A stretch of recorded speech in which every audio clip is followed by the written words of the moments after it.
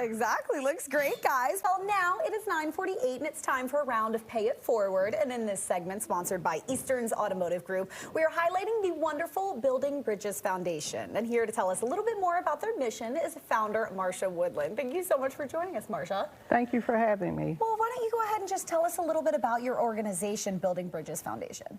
I'd be happy to. So Building Bridges is a nonprofit located in Washington, D.C., serving the needs of female trauma survivors, i.e. domestic violence, community violence, or interpersonal violence. And about how long have you been working with this foundation? Since 2008. And why did you get started? The inspiration for Building Bridges came from my own journey seeking services as a survivor of domestic violence. And so the help that I received was difficult to obtain. And so once I got myself to freedom, I recognized that there was a need for an organization who understood the intricate details about seeking help when you've already been victimized. And so what are some of those intricate details? What are the things that people need to kind of look for if they are in a situation like that? Well, for number one, you have to have trusted relationships. And as you know, with the climate that we are in our community, sometimes victims don't feel comfortable to reach out to law enforcement. And so a lot of our work happens in the gap, you know, in between seeking help and getting it. You know, Building Bridges bridges that gap.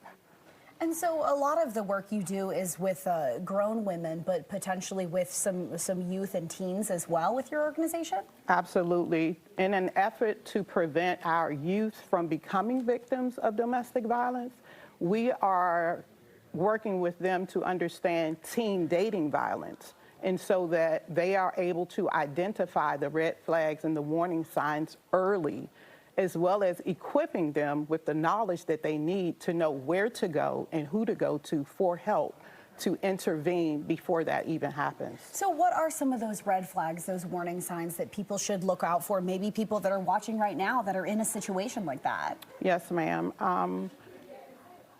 Your partner trying to isolate you from your friends and your family. Parents should look out for signs of their children no longer finding joy in the things that they once found joy in. Withdrawal, trying to change the way the person dresses, checking their phone, and things like that.